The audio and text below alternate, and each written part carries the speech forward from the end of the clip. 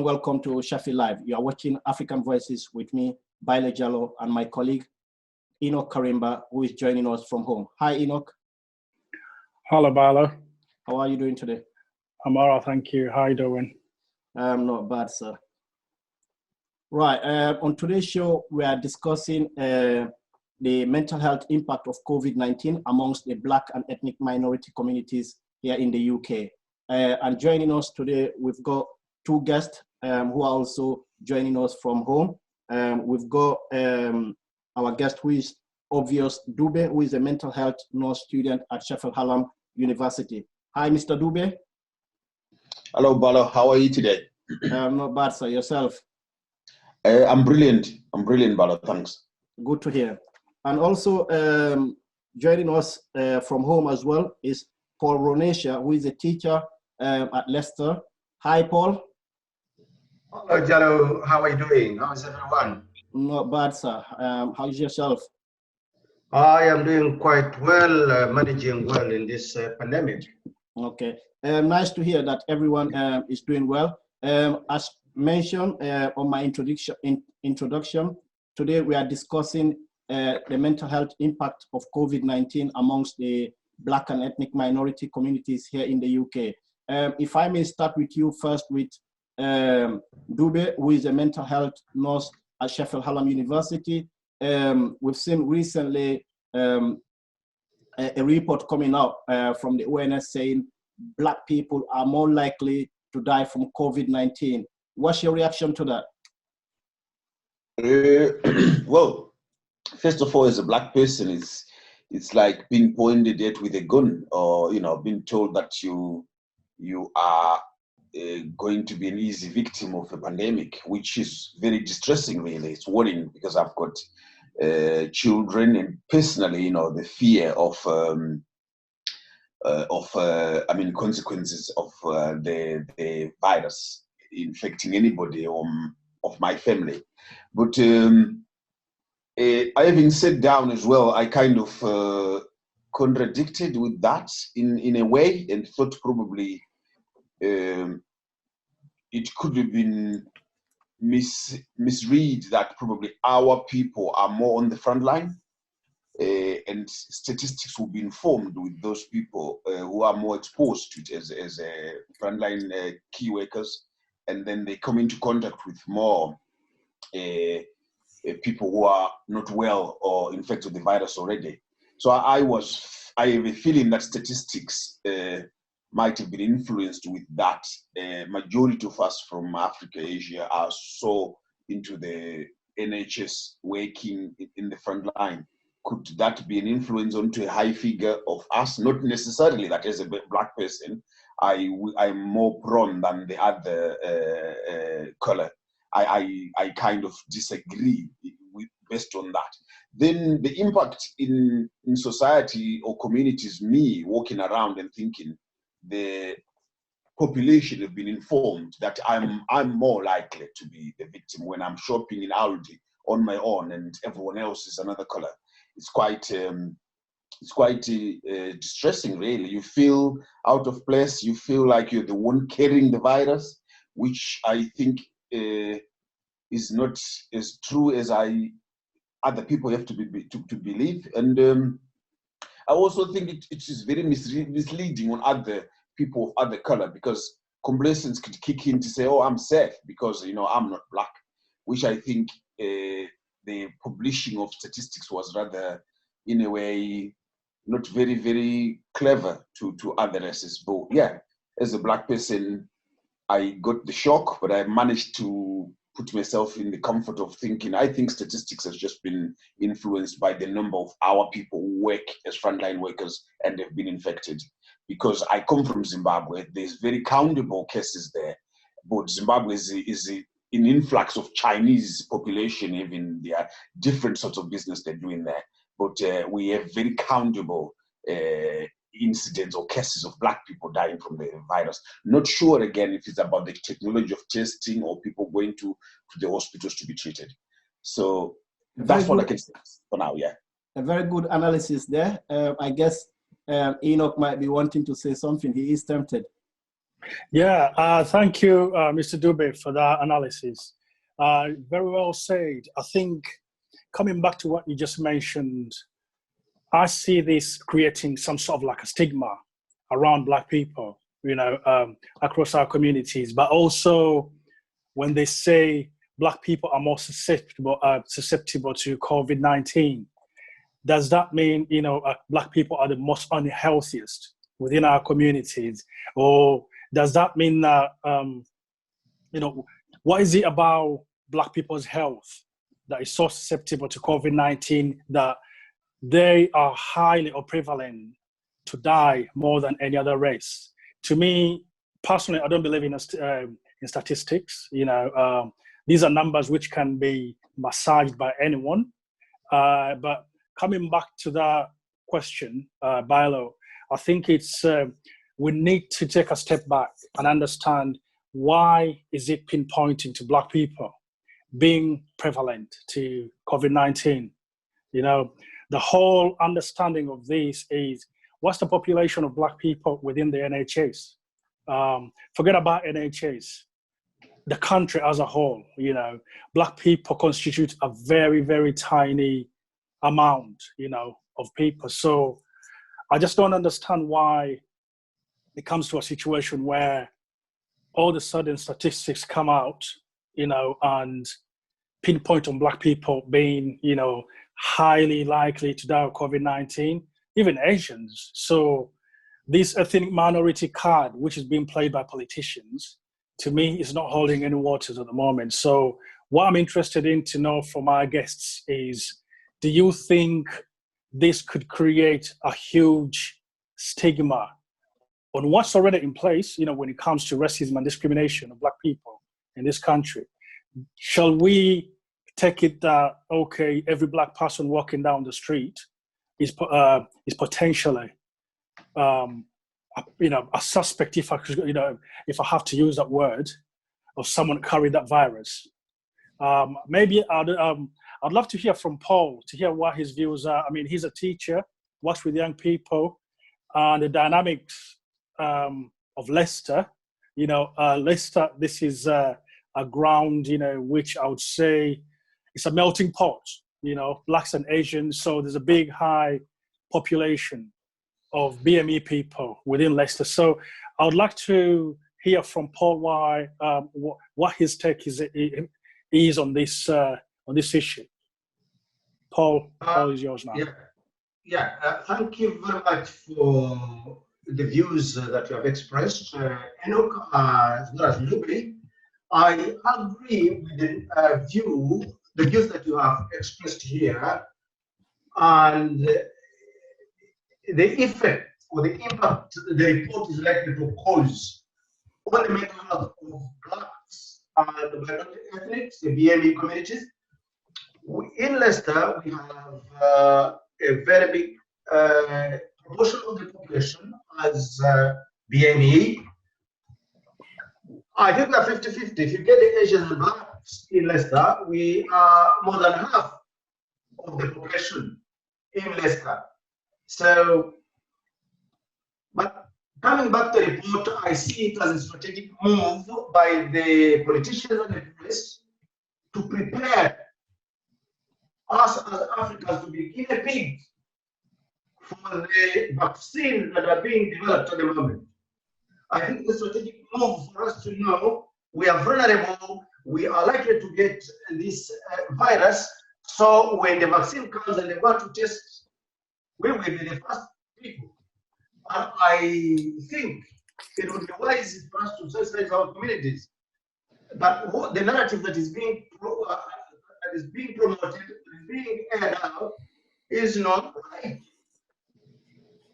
Perhaps the basis on which they are pushing the agenda is that we have a big representation in the NHS, in schools, and other frontline services.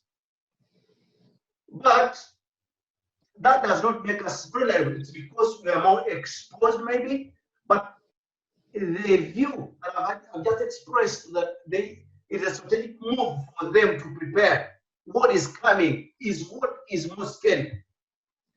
that they would want to say all blacks and minority ethnics should get the vaccine before anybody else. Would that be right? Should we accept it? That's the question actually we should be thinking about, because it's not so much about what has happened, but it's so more to do with what is coming. They are talking about the second wave. The second wave is going to cause a selecting people that should be receiving vaccines first. And I think as community leaders, as opinion leaders, as people who follow these things closely, we should take a lead in educating ourselves. We should be able to keep ourselves up to date and challenge oppressive narratives. I think this is one of the oppressive narratives. As you know, it is the press, is the political class, the political elites that decide on policies and narratives that they want to push. And it's up to us to accept or reject it. If we stand together, we shall be able to challenge it. But well, sorry to interrupt you there, Paul. Interesting analysis there from all three of you, but I'm kind of inclined, as you guys have been putting it as a way of politics. I just want to clarify here that this report that came out did not come out from the government. It came out from the Office for the National Statistics, which I guess that's an independent body. And as we speak, the Mayor of London has already contacted the Equality Commission for it to be investigated to find out some of the reasons. And so I've had from all three of you here taking kind of like similar narrative. Are you guys kind of inclined to say maybe, as you've already stated, that this report is not kind of what has been portrayed to be that we are more vulnerable to it? It's not the case. It's because of circumstances that makes us more vulnerable, if I should say that way. I think the social aspects of it could be a contributory factor. I mean, we see vulnerabilities within the society are not brought about by someone's illness. Other circumstances do play into it. You know, if majority of BAME communities in certain areas are falling under the poverty line, these people are susceptible to anything, let alone COVID-19. So if there's some social aspects, the well-being aspect, the economic aspect, all these are factors which plays into it, you know, into those vulnerability factor, you know, as all these other politicians name it. But I do not agree personally that it's about Black people being prone to COVID-19. There's no proof for that. Well, as much as you can say to that, we know that in terms of the COVID-19, the impact has already been very, very severe to many people across the world. We've seen here in the UK, there has been around, as we speak today, 246,406 cases. And in terms of death, we've seen about 34,796 so far.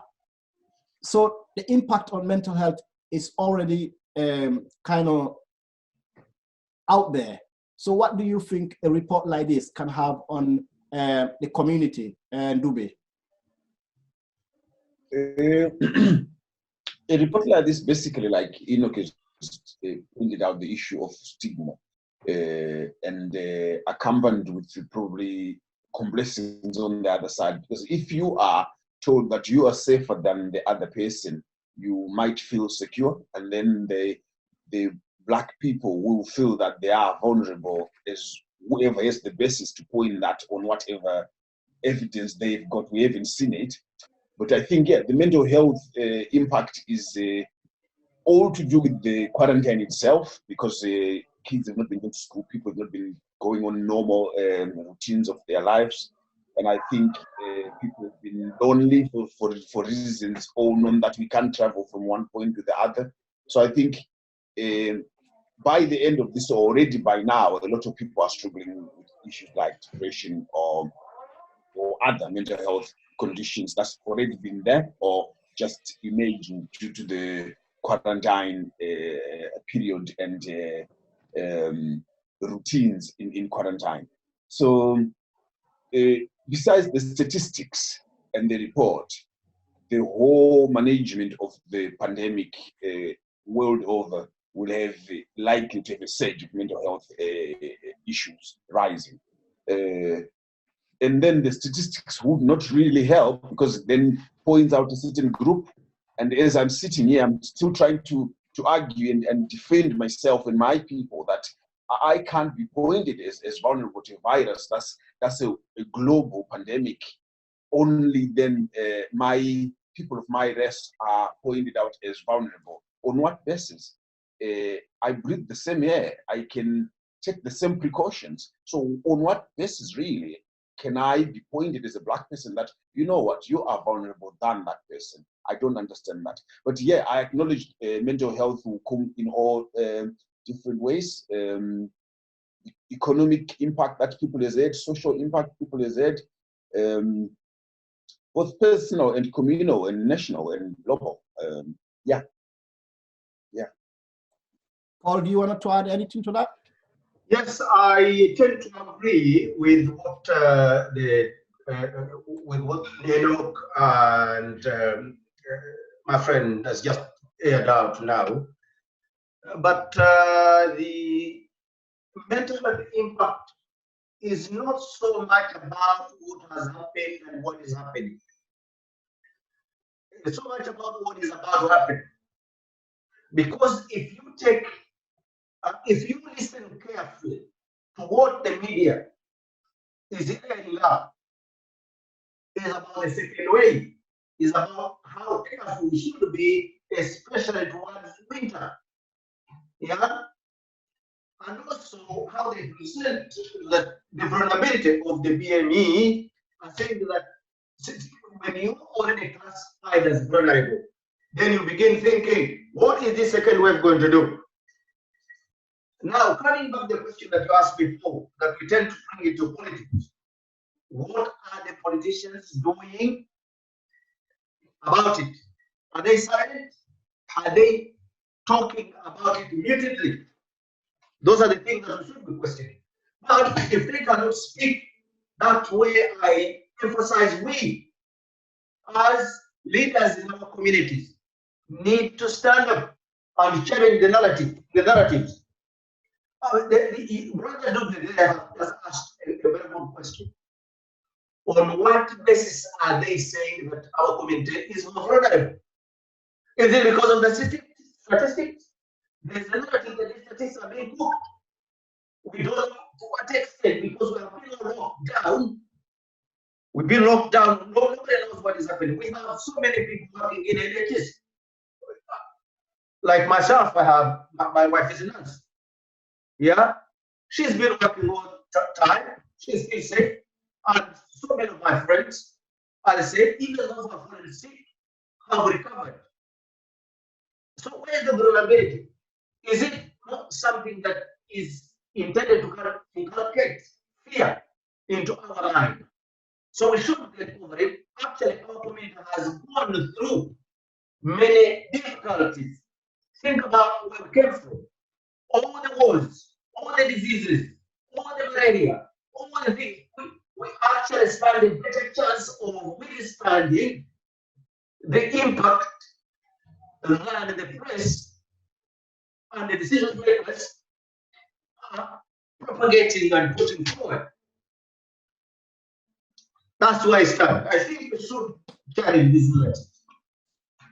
So Enoch, in terms of the lockdown, how have you been responding to this? Looking at Sheffield, we've got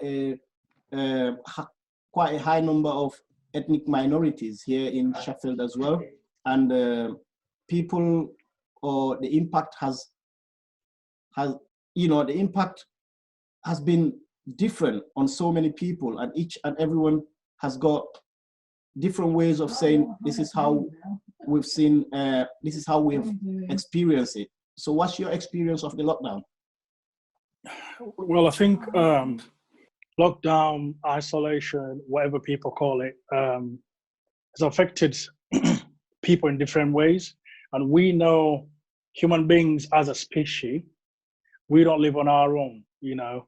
We all socialize, we live with people, we interact, we meet with people. So the fact that a lot of people have been under lockdown for some time now, probably it's over 6 weeks now, it has been very, you know, it's been very, very difficult.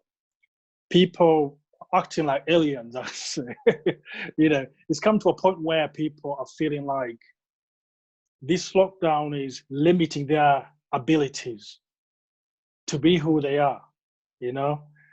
Mentally, that's huge. I think the government is going to realize what a huge impact when it comes to mental health, you know, this lockdown is hard on people. Personally, I work from home, but it doesn't stop me going out if I need to go out. I go out, do the shopping, do some bits of runs around, you know, then come back home. But I know there are vulnerable people, you know, without even having to be BME people, but other within the community that cannot dare go out. You know, people are stuck in their houses. And to me, when they mentioned about lifting this lockdown, I think it wasn't good enough. Lifting